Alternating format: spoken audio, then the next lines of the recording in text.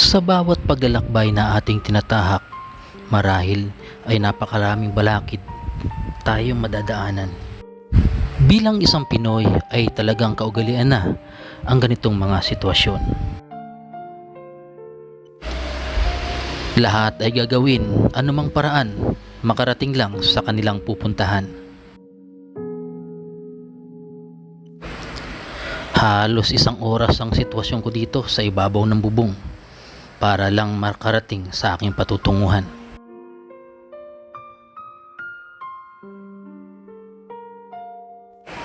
Dahil mahirap ang sakayan sa lugar na aking tinitirhan.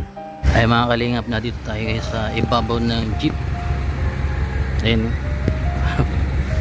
Ayan, ganito po kahirap ang sakayan dito. Pag punong-puno na naman. Bubong talaga, ano kuya? Oras lang ng ng Lunes. Ayun, daming estudyante. Kaya po yung konduktor. Ay, kala ko. Sabit din ako. Nasa may konduktor? Alabangga ako. Nasa may konduktor? Driver. Driver lang. Ay, hindi na ako muna ng konduktor ha. Magmamaghartuktok na lang. Oo. Tinulungan tayo ni kuya dito mag-akyat. Dekada na rin na ginagawa ni tatay ang ganitong sitwasyon na kapag walang maupuan sa jeep ay sumasabit na lang siya at minsan ay sa bubong na lang ng jeep sumasakay. Nasaan na ito? 80 yata yung takbo na ito. Ang bilis na. 80 takbo. Kung hindi ka marunong umawak, yari ka talsi ka. So, yung sumabit lang din. Pasayro din pala si kuya. Kala ko konduktor. Pasayro lang din. Kaya po ang kalimot sa unahan.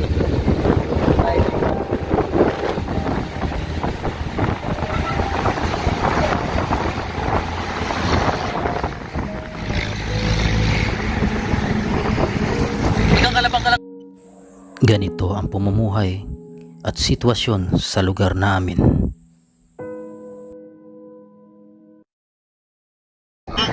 Naga? Pero maluwag na yung manya at yan. Maluwag na mamaya pagdating ng Kalabanga. Pagdating ng Kalabanga, maluwag na. Pwede na mag-vlog. Pwede na.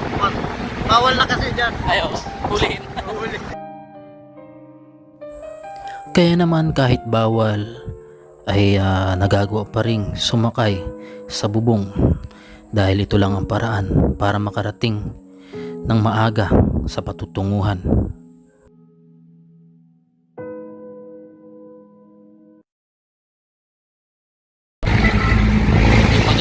Mga kalinga, pag hindi ka po nakakapit na masyado dito ay pwede ka pong malaglag.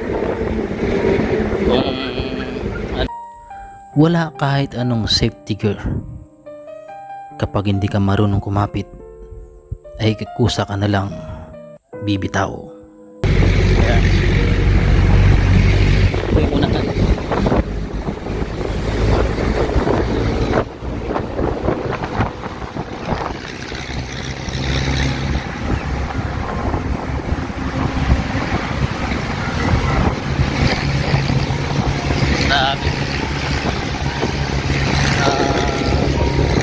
Mabilis po lumiko.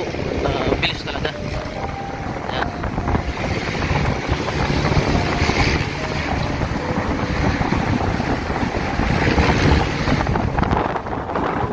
Dapat sa unahan ko tayo nakatingin.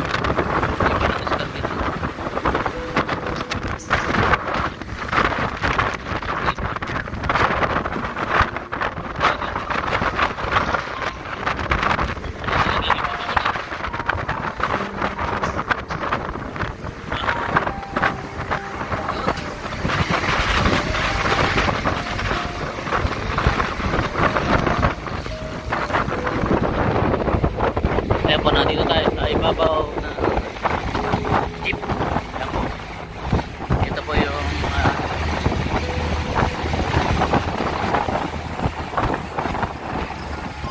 ito po yung papuntang Naga City. Pagbaba po ng Naga, matricycle tayo papuntang van.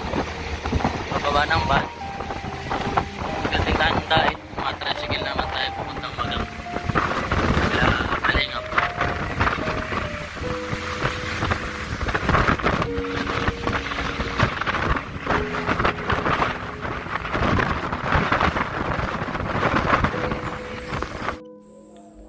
Huwag mo nang subukang sumakay sa bubong dahil magiging ganito ang buhok mo.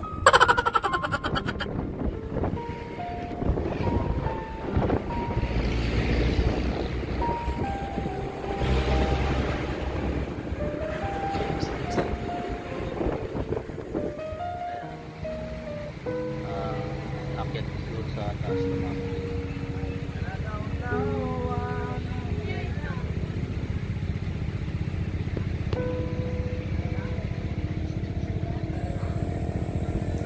Kaya sa ganitong sitwasyon ay naiisip ko pa rin si Ayuda.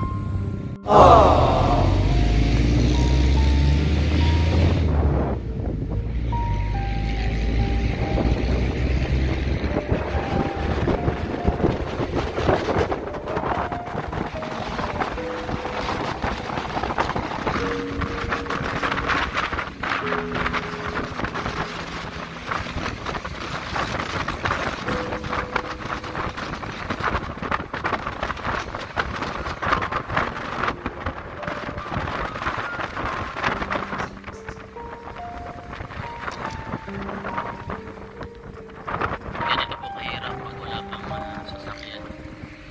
Pag nag-commit ka lang ay kung saan ka po makakasakay. Pag hindi sabit ay sa ibabaw ng bubong ng jeep. Yan. At hindi po relax ang iyong paglalakbay.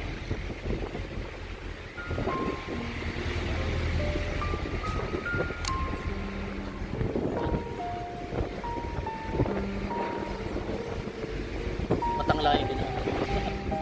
Sanay na. Lahat pala nakaganyan. Balik.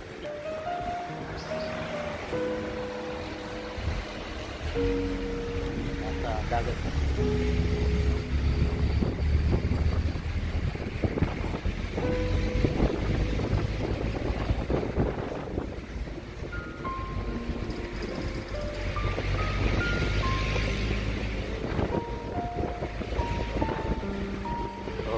Ayan po ang sitwasyon dito no ngayon. Papuntang dagat sasakyan. May van. So mahirap din po yan. Nagilapit. Ano kaliwa pang tampat.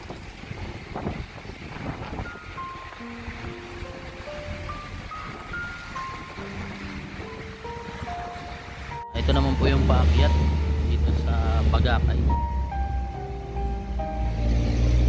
Bagakay, tapos malapit po ito sa tabing dagat.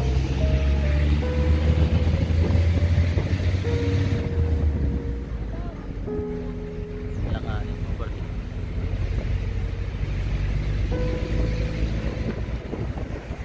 Ano po yung dagat mga kalito?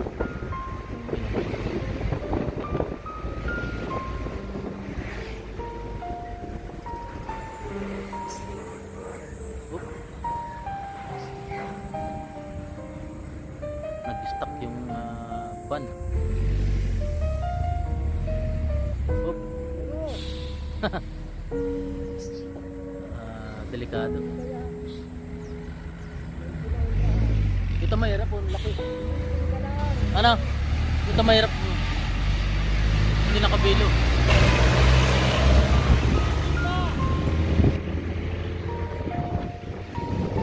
Nabitin.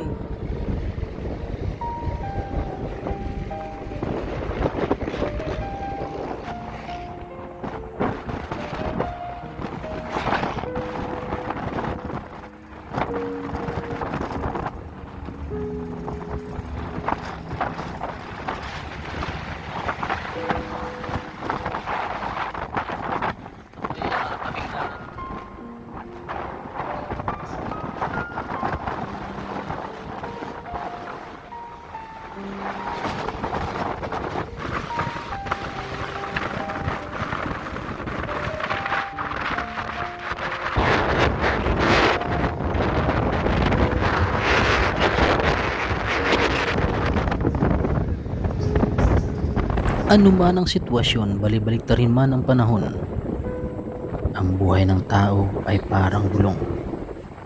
Kaya't hanggat maaga pa, gawin mo na kung ano ang nararapat.